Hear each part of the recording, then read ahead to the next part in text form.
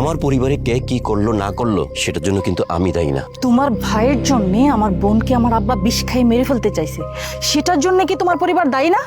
তোমার চাচা তো ভাইয়ের সঙ্গে কি তোমার রক্তের সম্পর্ক নেই? রক্তের সম্পর্ক হলেই পরিবারের সবাই যে আমার কথা মতো চলবে এটা তো ঠিক না। কিন্তু তোমার পরিবার এখনো পর্যন্ত যে আমার পরিবারের প্রতি প্রতিশোধ পরায়ণ হয়ে আছে সেটা তো স্বীকার করতে পারো না। আমাদের দুই পরিবারের ভুল বোঝাবুঝির অবসান ঘটানোর জন্য এতদিন অপেক্ষা করতেছি। সেটা আগে মনে হলেও এখন আমি আর বিশ্বাস করতে পারছি না।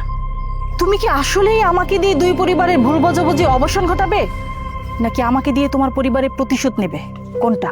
তোমার সাথে আমার পরিচয় পেয়েছে, আমার যদি তোমার উপর যদি কোনো প্রতিশোধের চিন্তা থাকতো তাহলে এতদিন আমি অপেক্ষা করতাম না। অপেক্ষা করতেছো কি করতেছো না সেটা তুমি জানো, তবে আমার কাছে মনে হচ্ছে যে তুমি প্রতিশোধ নেওয়ার সুযোগ পাচ্ছ না। সুযোগ পাইনি মানে?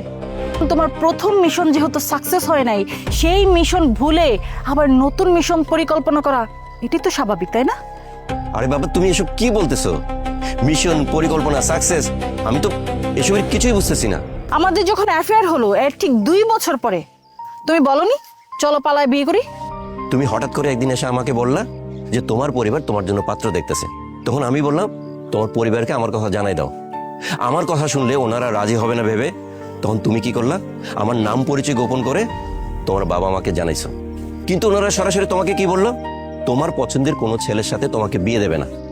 এখন যদি আমি পালিয়ে বিয়ে করার কথা বলে থাকি এখানে অপরাধটা কোথায় বলো তো? তবে অপরাধ হতো সেদিন যদি আমি তোমার সাথে পালায় যেতাম। ছি মেরেন, ছি। তুমি যে আমাকে এইভাবে ছোট করে দেখবা সেটা আমি কল্পনাও করিনি। কল্পনা তো আমিও করি নাই।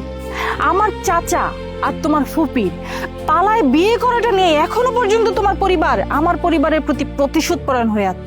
যদি আমি আগে বুঝতে পারতাম না তাহলে তোমার ব্যাপারে আমার আব্বা আম্মাকে রাজি করানো তো দূরের কথা, আমি এত বছর অপেক্ষাও করতাম না আর অনেক আগে সম্পর্ক শেষ করে দিতাম। তুমি যেহেতু এতদিন পরে এসে বুঝলে তোমার সাথে প্রতিশোধ নেওয়ার জন্য সম্পর্ক তৈরি করছে, তাহলে সম্পর্ক শেষ করে দাও।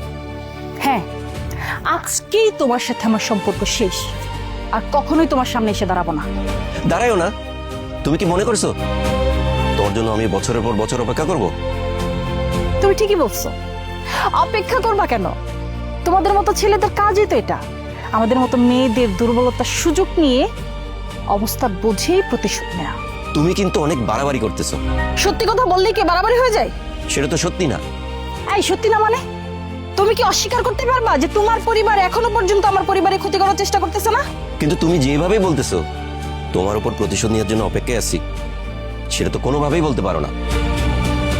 আচ্ছা আফজাল, একটা কথা বলো তো আমাকে, এই যে আজকে যে ঘটনাটা ঘটছে আমার বোনের সাথে তোমার ভাই যেটা করছে, আমার বোনের জায়গায় যদি তোমার ভাই থাকতো তখন আমার সম্পর্কে তোমার কি ধারণা হতো? দেখো, আমরা উভয় পরিবারের বিষয়ে সব জানি। আমাদের এই দুই পরিবারকে ঠিক করার জন্য এত বছর আমরা অপেক্ষা করতেছিলাম। এত বছর অপেক্ষা করলেও আমি আর কোনো প্রতিশোধ পরায়ণ পরিবারের সাথে কোনো সম্পর্ক করতে চাই না, এটা আমার শেষ কথা। এগুলো তো সব পুরানো কথা, এটা তুমি আমি সবাই জানে।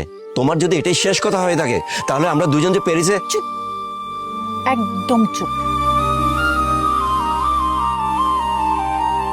মেরিন, মেরিন, মেরিন প্লিজ কথা শোনো।